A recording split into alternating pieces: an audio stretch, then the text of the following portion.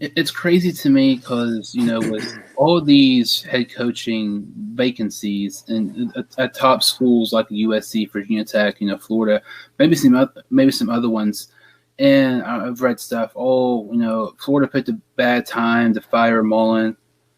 In my opinion, I think Florida is the best top spot you could possibly go to. I mean, I'd rather go to Florida than USC. USC, it seems like you have higher expectations at times than, Florida. And, you talked about Billy Napier. To me, that is the clear number one choice. And, I'm a big fan of Group of Five schools. I've been talking about it a lot throughout the episode. But when you look at these small schools, for example, like Louisiana is 38-12 with as Billy Napier as their head coach. He's had 3 straight 10-win seasons. And I've heard lots of stuff, with the Nick Saban coaching tree. Lots of people came from Nick Saban, Kirby Smart, the job he's done in Georgia, he came from Saban.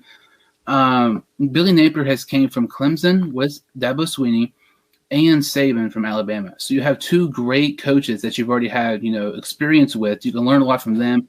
Read something else, like he keeps a daily track of what he does constantly, like Nick Saban. I mean, I feel like he would be terrific at Florida. He's more of an offensive-minded coach. You look at his recruiting, you mentioned that. It's a big part, whoever's going to be next head coach.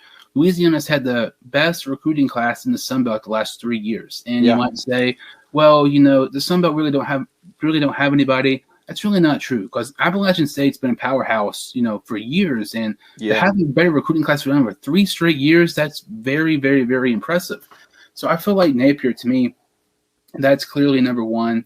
I feel like Lou Fickell, though, if he's willing to take it, I feel like he's right up there with Napier, though. The job he's done at Cincinnati, I mean, you can't really get much better than that. I feel like he would be really good with Florida.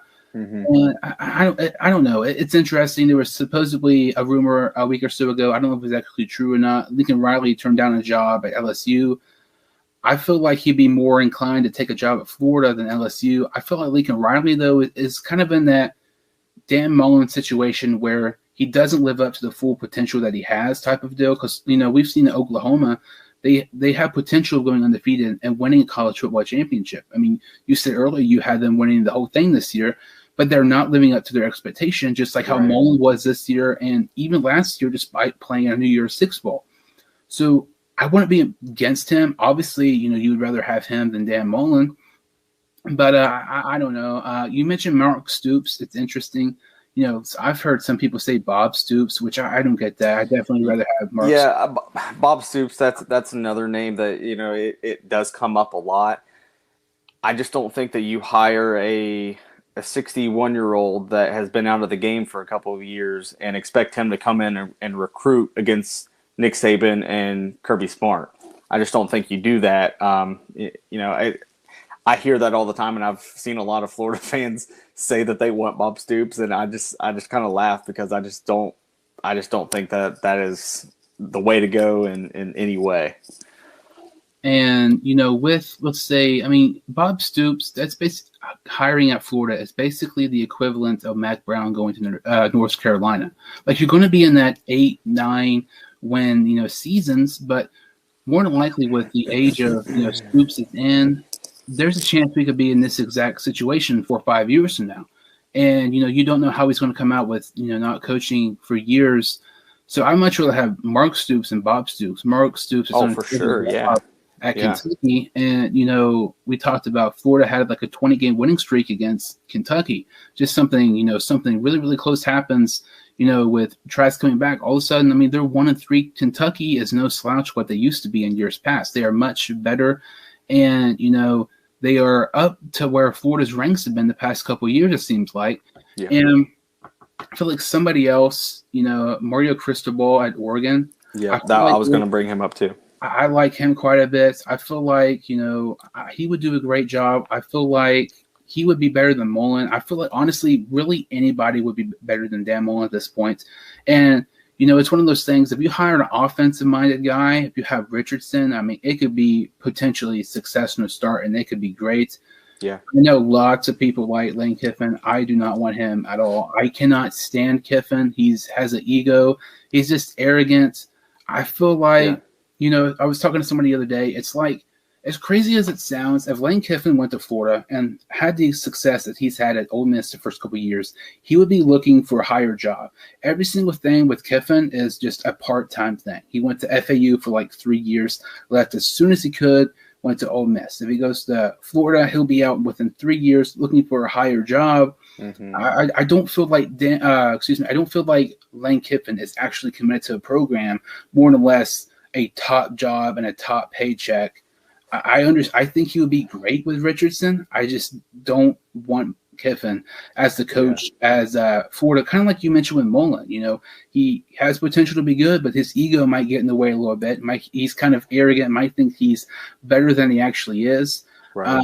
Like I said, I feel like Napier is definitely the top choice.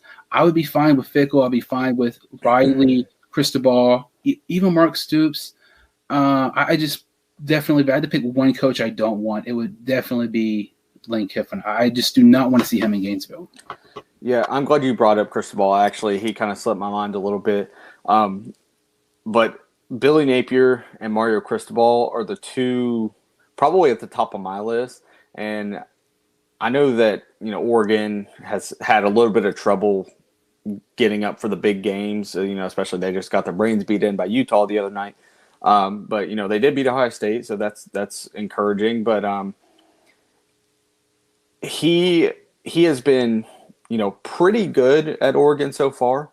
But I tell you what, if you put him at a place like Florida in the SEC, and with his Florida ties, he was on Nick Saban's staff with Billy Napier a few years back, if you remember. And I mean, they were just a recruiting powerhouse with that staff. And Mario Cristobal was a big player, a big reason for that. And so I think you put him back in the state of Florida with his ties to South Florida and everything like that. And I think that he instantly makes the roster more talented through recruiting, probably more so than any other candidate there is. Now that's not to say that Billy Napier can't recruit, because like I said, Billy Napier was on that staff too, and he can recruit. I mean, he was responsible for recruiting Jerry Jeudy and Calvin Ridley and Cam Robinson, and even way back at his days at Clemson, he was the primary recruiter for Taj Boyd. So he's been there and done that, and he has brought in some big time players before. So sitting in these 5 stars living rooms is nothing new to Billy Napier, and it's nothing new to Mario Cristobal. So to me, you get one of those two guys, and just from a talent perspective, you give yourself a shot when you put yourself on the field with Alabama and Georgia and those blue bloods of college football.